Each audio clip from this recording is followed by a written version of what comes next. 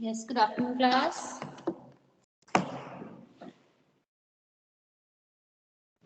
Good afternoon, ma'am.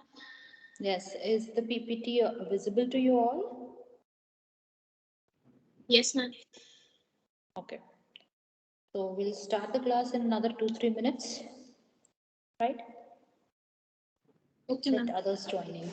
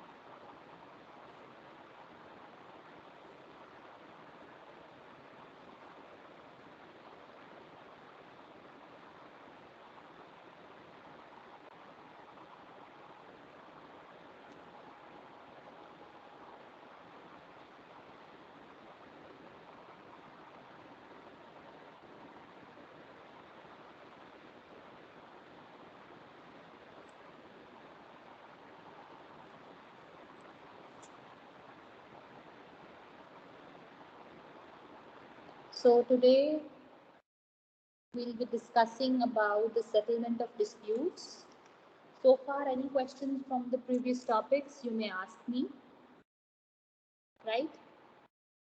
So we were discussing about previously regarding, we talked about air law, we talked about space law, we talked about Antarctica and various resolutions that are passed.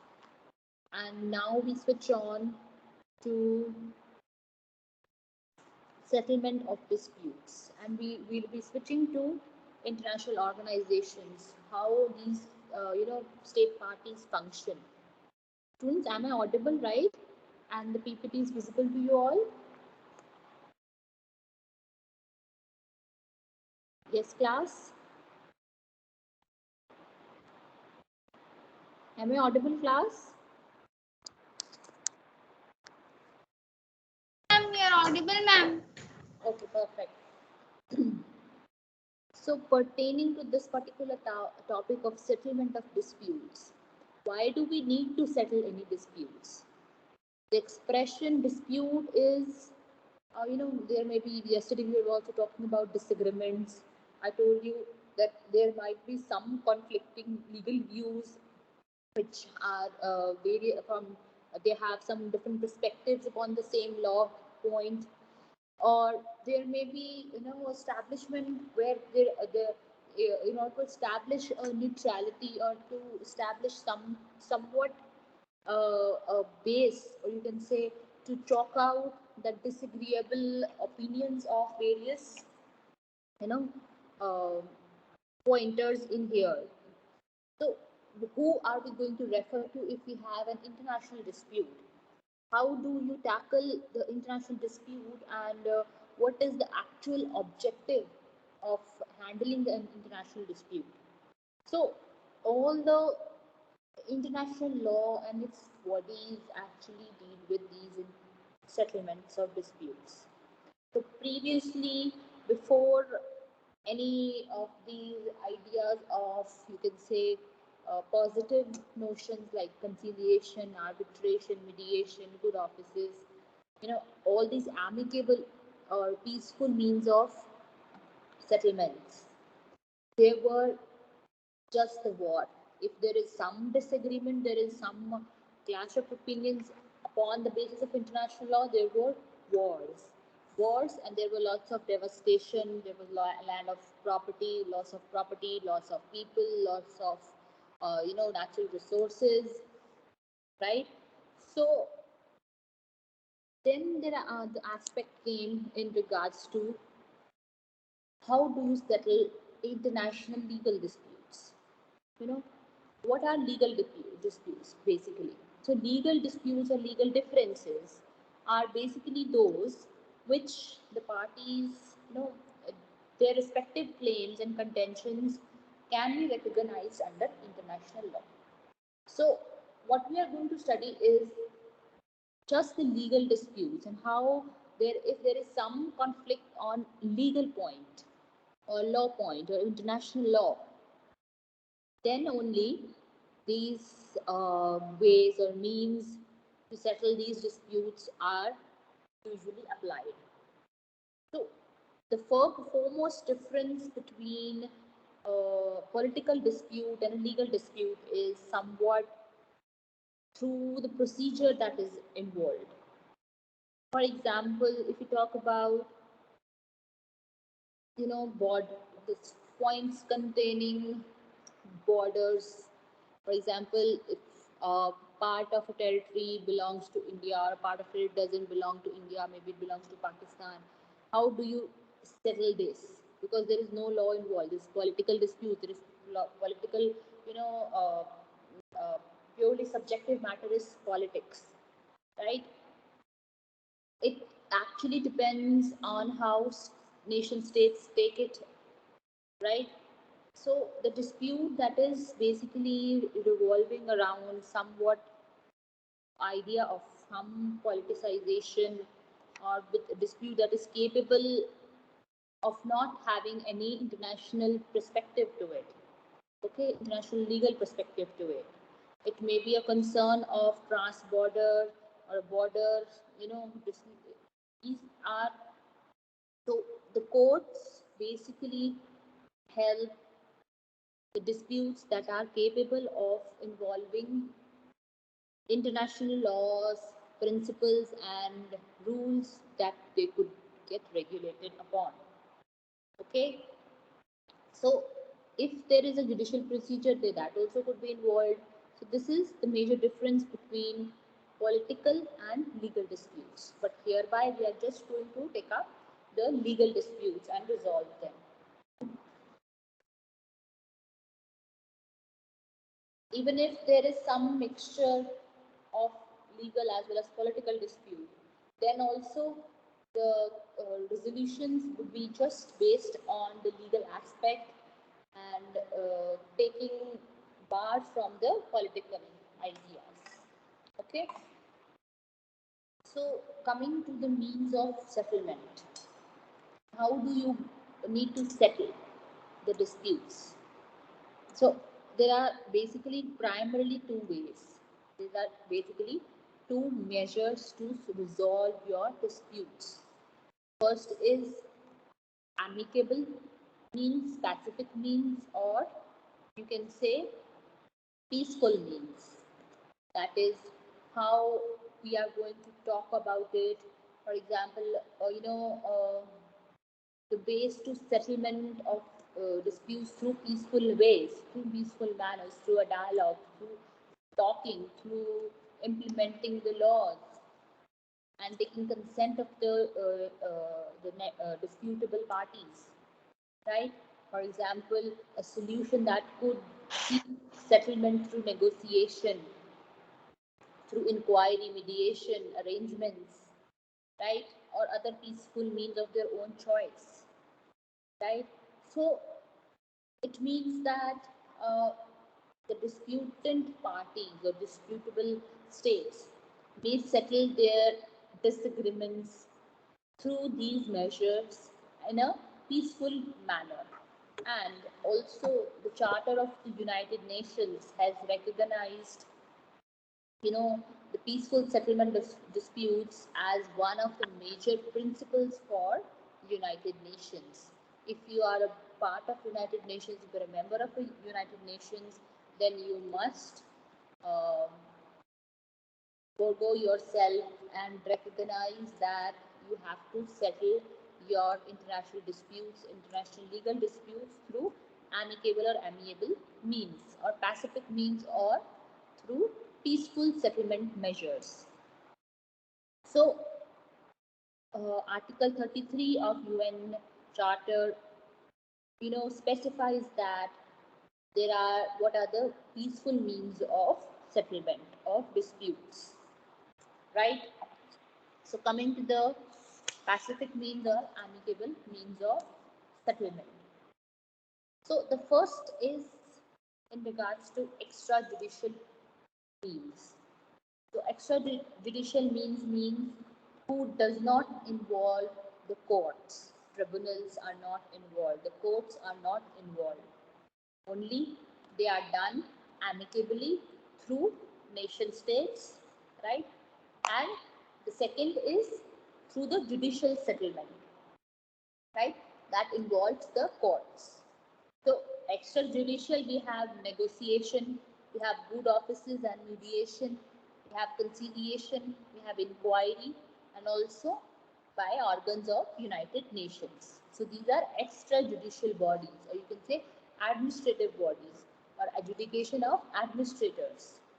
And the second is through judicial settlements, that is through courts and tribunals.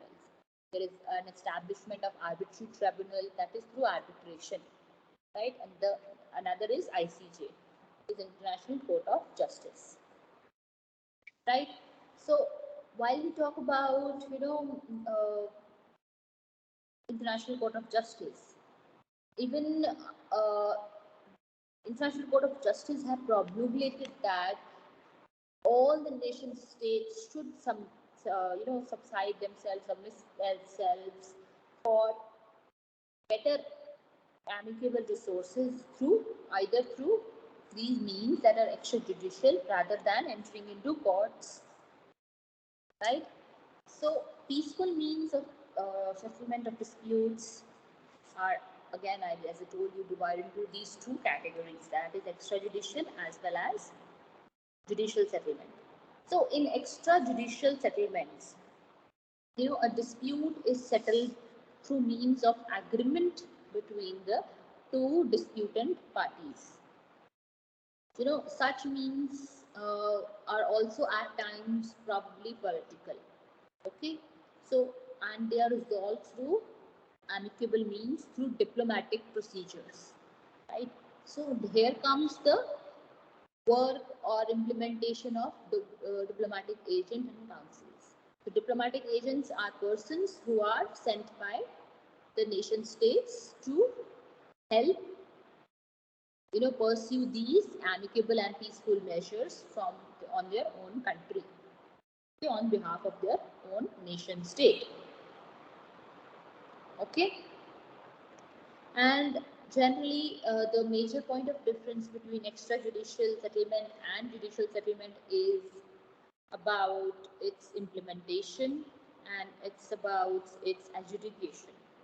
So if we talk about judicial settlement is like a legal process which consists of settling according to the international law, and there is no third party that is involved, and generally it is binding on the disputant states. And on the other hand, the extrajudicial means are probably through the consent of the or agreement of the disputant states, and they are having a word, they are having a dialogue, and then settling out their work or disagreements. So the first that we are going to talk about is the negotiation. So what do you understand by negotiation? When the disputant states settle their disputes themselves, either by discussions or by adjusting their differences or accommodating each other. This procedure is basically negotiation. So, a part of the negotiator or on one side on another side, they involve themselves in a dialogue or a discussion and try and acknowledge each other's point of differences and thereafter settle on a neutral perspective. So, negotiation is either carried out by heads of the states or through diplomatic agents or accredited representatives of their nation states. So it is the basic and the simplest form of settling dispute for the settlement of disputes, because it is primarily based on mutual consent of the disputant parties. So what is the rate of success? The success is basically of the negotiation means that as it is largely dependent upon the degree of acceptability and the claims of one party and acceptance or rejectance of the other party. So there are pointers where negotiation also fails, or you can say there are a lot of weaknesses. Probably on many occasions such disputing parties do not have um, acceptance towards each other. Maybe on the other hand, there is a probability that one state is a bigger state or the other state is a smaller state. Then you have to suffice the differences by you know equality, and the powerful state is there. So this is where the negotiation might fail. But if we talk about ICJ's perspective on negotiation, International Court of Justice specified that there are the parties should undergo negotiations while arriving at an agreement, and it should not be a formal process, because it should should not just be a formal process, but rather should be a sort of preconditioned process, and it is a formal obligation to conduct themselves to negotiations. One, because these parties, there might be some confusion on the basis of fact and circumstances. So through negotiation, those facts and circumstances could be amicably resolved, or these could be made clear upon the facts. Facts could be made much more clearer and much more they will be more emphasized. So they may end up their disagreements there. Or number two, through negotiations there which are done in appropriate manners. Such negotiations should be based on the norms of international law that may be resolved, and they may be accepted that there would be no need of any court settlement or forceful settlement. So ICJ particularly preconditioned that negotiation should not be just a mere process, but should be a prior condition before you know, making the nation states come to the judicial settlements. So there are many debatable, notable, you can say, judgments, or rather, I would say, dispute settlements that which are done through negotiation. So India and Pakistan in 1976 did settle their disputes in Simla Conference. Also, there was a negotiation between India and Bangladesh in 1977 on Farka barrage issue. So these negotiations resulted in positive conclusions of agreements, right? And they had conducted negotiations and there were positive results and they could settle their boundary disputes. India and Sri Lanka, India and Pakistan, India and Bangladesh, they've all settled their boundary and transboundary issues through negotiations.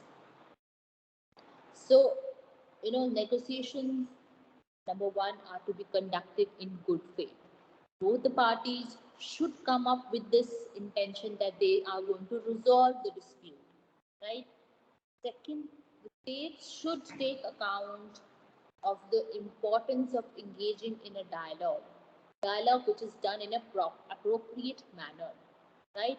Negotiations are better for the, are important for the interests and they might affect in the matters in question. So through negotiations, they should touch upon all the important facts and try and clear them out amongst each other. So the first purpose or the major object, the purpose of negotiations should be to fully, combine by the principles and norms of international law. Even the Charter of the UN in that sense. So again, states should mutually agree upon the framework for conducting negotiations. States should actually endeavor and maintain themselves to construct such an atmosphere that there should be an aura should be such during the negotiations that should not undermine the idea or objective of negotiation, that is a positive result. They should not end up fighting or debating instead of agreeing to each other's or looking at each other's points or perspectives.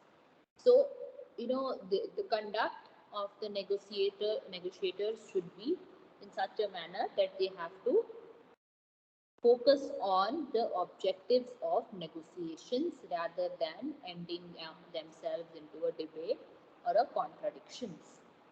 So states should use their best endeavors to continue to work towards mutual acceptance as well as to provide a just solution to impasse the final negotiation. Also, there was another example of this is there was an aerial incident between Iran, wherein there was an Iranian airline which was shot down over the Gulf by a missile that was fired by American crews, and there that airline had around 290 people, right? So in this case, I'll just write down the name of the case. In this case, there were, 299 people had died. Okay, so that Iranian airline actually had people, and they were, because it flew over the Gulf. The American cruisers misled it to be a missile and fired them another missile upon them. Later, USA termed this incident that it was because of it is just an accident, and they did not wanted to actually, fire and kill so many people. So Iran actually filed a complaint, including including that they need to have some compensation for all the people of the loss of property as well as loss of lives. So it was filed before ICJ, right? So the result was, the America first objective that there is no jurisdiction of the court, but eventually had to take over it. So the parties, while expressing their oral arguments before the court, you know, jointly asked the parties that they should end up into a negotiation. So the agents of the two parties, jointly notified the court and that their governments, you know, want to enter into negotiations, and thereafter they had a proper, full and final settlement, and also wanted to cancel and discontinue the case with the ICJ because they have actually resolved their final agreements, right? So the ICJ thereafter removed this case from their files, and henceforth Iran and America could agree upon a few terms and they resolved their dispute through negotiation. So just write down the name of the case. It's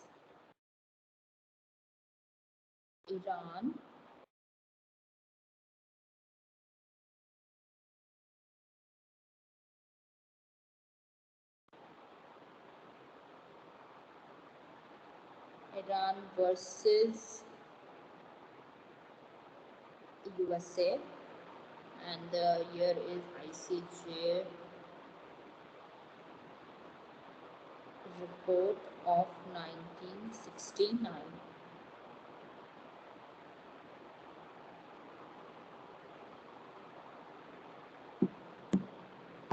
Did you all follow? Yes, any questions until now? Shall I move forward to good offices and mediation? Yes, class, any questions so far? No, ma'am. So, moving on to the next, that is the good offices and mediation. This is actually yet another means that uh, is actually to resolve, but this is done when there is no mutual consent which is present amongst the parties that they want to enter into a dialogue, right? So when the parties are actually not inclined to settle their disputes through negotiation, or else there is failure of negotiation, they may take assistance, help from the third party. So this third party could be appointed either by the Security Council. These third party could be appointed mutually by the state, or there may be some person or some individual or some eminent citizen of some third state, you know, which is having such a capacity that that person could actually resolve the dispute, right? So through this, a person, here in good offices and mediation, there is involvement of a third party, that is a third person, that helps the two states to resolve by being neutral. Or maybe, in good offices, you know, there is a person which is appointed should be of that credibility, or should be of that a higher authority of high virtue, that both the nation states should accept his advice and act upon the same. So again, what is good office and what is mediation? What is the difference between the two? And why do we need to study it simultaneously? So when the third party, participates in the discussions with the disputants states, you know, that third party gives its own suggestions for resolving the dispute. This process is basically mediation. So mediation is when the third party is also participating, giving its points, giving its ideas, or resolving the dispute through the discussions. So that person is called the mediator. The mediator is basically required to be impartial, to be neutral. He must actually necessarily meet them and enter into discussions, and he should listen to either of the sides. He should actually encourage upon the idea of compromise, and should give them advice of compromise, and and with adherence to the international law as well as rules. So in this course, if this course is actually adopted, the mediator may even sign a treaty embodying the settlement which is reached. That is a mediation treaty, right? So the mediator may thus be, a grantor of a settlement, or maybe called the idea of having a amicable settlement, and also act as a foolproof answerable person of the dispute resolved, which is the dispute which is resolved, right? And he should try and try and implicate that treaty, or that mediated resolved treaty, and uh, should be it should be done in accordance to the mediation procedures, right? So for example, if I tell you, uh, if you remember the Tashkent Agreement of 1966 between India and Pakistan, again on this very dispute of uh, this India and Pakistan on the basis of the boundary dispute. So mediation was done by Soviet Union, whose name was Kosyagin, and he was appointed as a mediator by the Soviet Union. So, and through that mediation, there was an agreement, that is Tashkent Agreement. Let me write it for you. This is Tashkent Agreement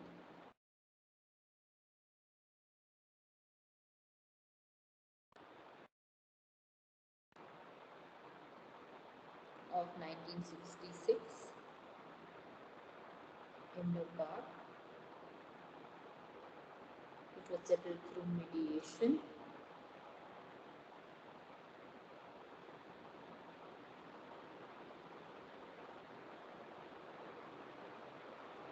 Kosyagin.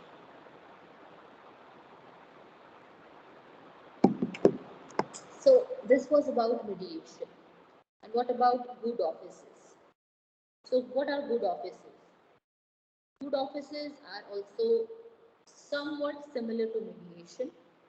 The good offices when a third party arranges a meeting of disputing parties so that they may settle the dispute by negotiation, or wherein he acts in such a way so that perfect or peaceful solution may be reached. So this is an act of good office.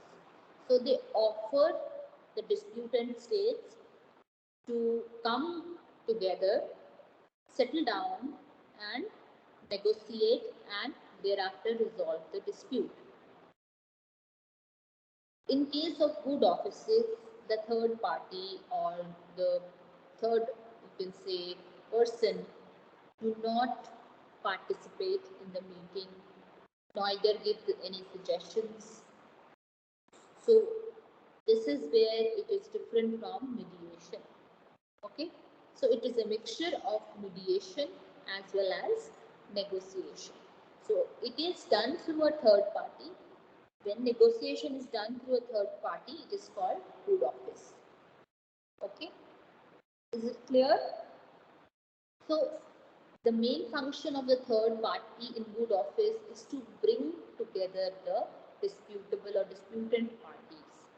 who have actually failed to provide, they don't want to interact, or maybe there is some hesitance of coming together, or maybe uh, their previous negotiation has failed. So once the parties have been brought together, the purpose of the food office is complete. Thereafter, there are no duties to be performed. So, for example, here and again, the Prime Minister of United Kingdom lent offices for India and Pakistan to resolve the, to resolve the dispute between the Kutch issue to an arbitral tribunal, and that is an example, a good example of good offices, right? So, what are the basic difference of mediation and good offices is that mediation and good offices both are to resolve the disputes between the disputant parties amicably.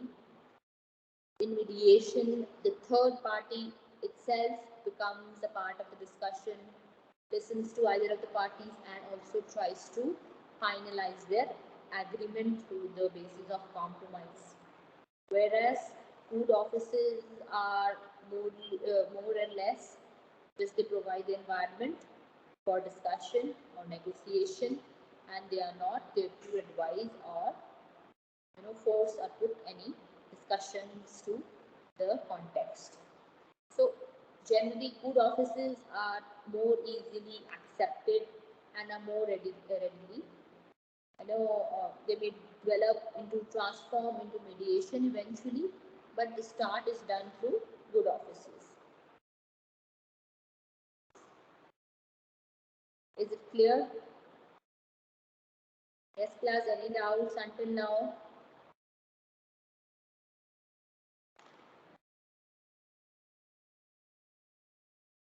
Are you listening, class, or are you sleeping?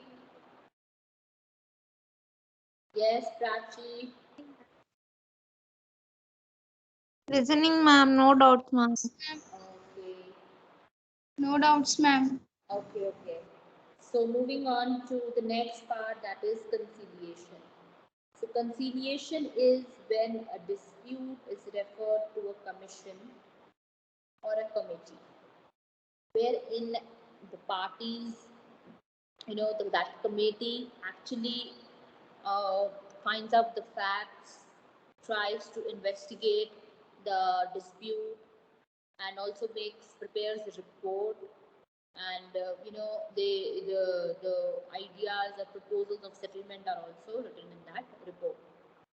So conciliation is the process of settling a dispute through an agreement and through proposing such compromises, or proposing such proposals that are based on the ideas of resolution, and also through the investigative report, and thereafter that particular proposals of the commission are generally not to be binding on the nation states, but they could be referred and to the court, but actually they are not, cannot be fully adjudicated in the court of law.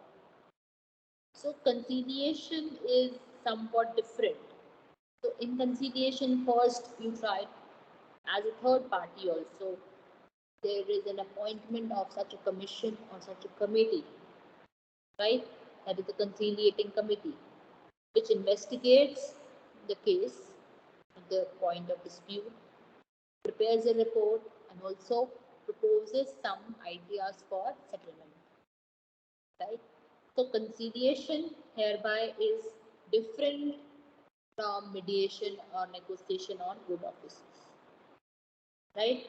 So in conciliation, a dispute is referred to a body of persons, that is a committee, for finding out the facts and for suggesting measures to resolve such disputes, and offer some ideas of settlement with the disputant parties. Whereas the mediator doesn't mediation. He does not investigate any facts. He doesn't prepare any report. He rather just advises the disputant parties. And thereafter, on whatever terms they coincide, that uh, uh, that mediator writes an agreement on basis of that, right? But herein, the conciliating committee itself recommends some pointers wherein there are proposals for dispute resolutions. It is also different from arbitration in the same sense that there are parties because they are free to disregard the proposals of commission.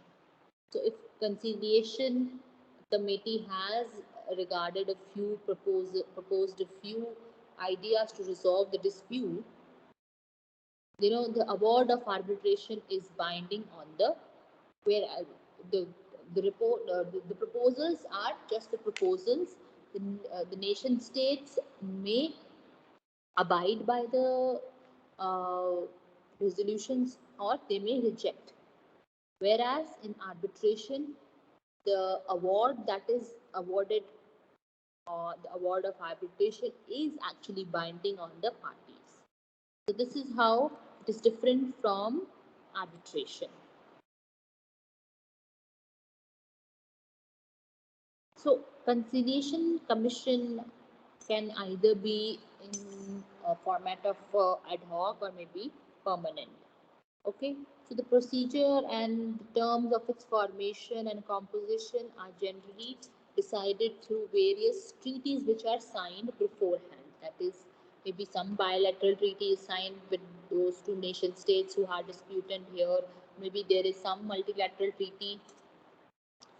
Through that conciliation committee or conciliation commission is set up, and these through these treaties, no, the commission is composed and determined, and through the provisions of such utilization of these conciliation systems, the conciliation commissions actually that were established way before the World War, that is to prevent the to prevent the Third World War, that is after the Second World War.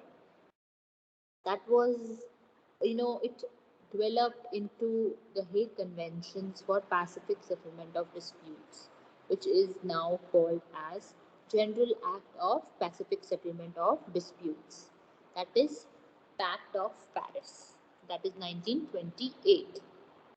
Also, after Second World War in 1948, there was American Treaty for Peace, Pacific Settlement. There were several European Convention for dispute resolution or dispute settlement, and also there was this convention which we read about, Convention on Law of the Sea, 1982, was set up through conciliation only, and the Vienna Convention on Protection of Ozone Layer was set up through conciliation commission. So there are numerous amounts of resultant treaties and agreements between nation states on the resolutions of conciliation commissions. So even in the UN Charter, under General Assembly, Article 10 and 14 of the UN Charter, and Article 34, the General Assembly and the Security Council may appoint a commission to conciliate a dispute. So UN Charter provides for appointment of a commission to conciliate a dispute. So a report of its interim committee, wherein there is some recommendations which are done on the basis of interim report, are establishment of the suitable persons for selection of such a commission and such resolutions of parties, you know, through there may be some important persons which are having good training, good experience and character for becoming the members of this commission are set up. So the Secretary General again is required to present this list of persons and nominate such members in the panel for the commission. Right? So again, as I told you, conciliation is yet another method of dispute resolution and it is widely accepted. And through the generation of such commissions and through the generation of such expertise members who are recommending proposals of dispute resolutions, it is widely used means of amicable settlements. Is it clear, class? Any questions?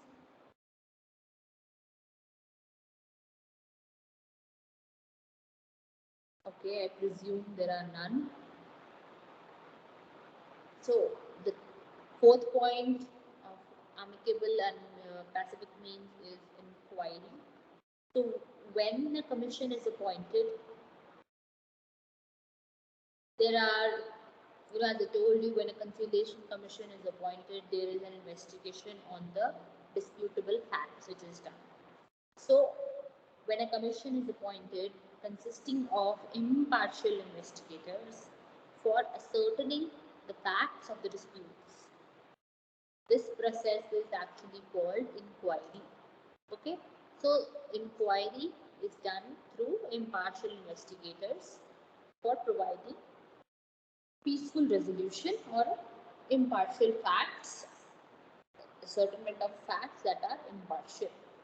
So the function of the commission is confined only to ascertain these facts.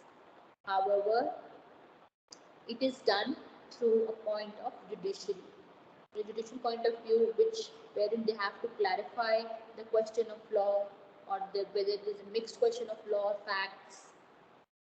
Procedure of inquiry again is as a means of settlement. Was actually evolved through the Hague Convention, and the states which were not willing to submit their disputes to an agreement by means of word or diplomacy, they may involve themselves through the method of inquiry. So inquiry is constituted by a particular special agreement between the disputant parties. So the agreement actually defines facts to be examined and the mode and time for the commission.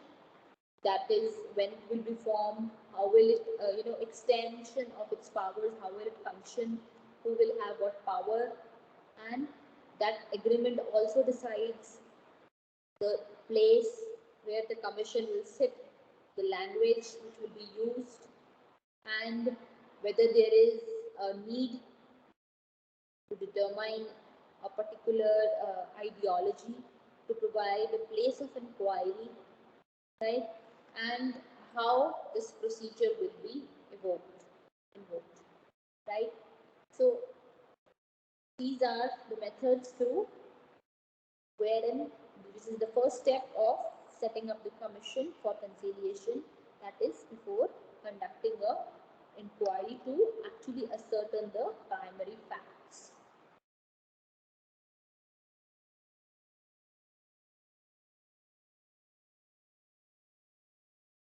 Is it clear, class? Any questions so far? Just give me 2 minutes. I'll just jot down your attendance fast. In the meantime, you all tell me, I would want you to have a small assignment from your next unit in particular. Yes, class, are you, am I audible? You're listening, all of you? Yes, ma'am. Right. So I would want you to have uh, some, there are, the next unit is about international institutions, and thereby I want you all to at least write 5 to 6 pages. I'll allot you, all of you, about various international organizations and regional organizations, and thereby I want all you to research upon those and try and make one small article or assignment project for yourself, and then send it to me on my mail. Ma'am, can you repeat the assignment? Ma'am, your voice was not clear. Okay, wait.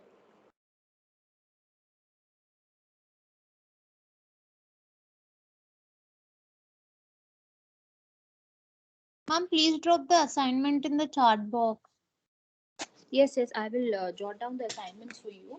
What I am saying is that will be done in the next weeks when we start that unit, right? In the meantime, I will be allotting you in this weekend so you can start with the work. It will be like a small research work for you. I'll be allotting you various agencies and specialized agencies of, you can say, international organizations, right?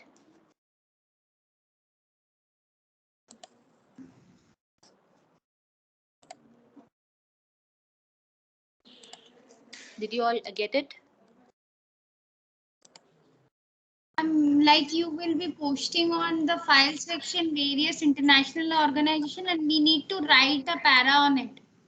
Not just a para, at least 5 to 6 pages, maybe 3,000 to 5,000 words. Okay. Okay? Okay.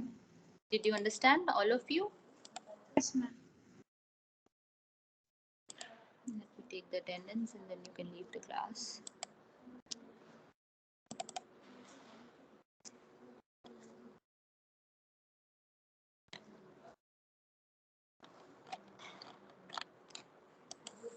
Okay. Thank you so much. We'll continue tomorrow, and by the weekend, I'll allot you the topics, the names of various UN organizations and its specialized agencies, right? So that you can start working. Thank you. Thank you, ma'am. Thank you, ma'am. Thank you.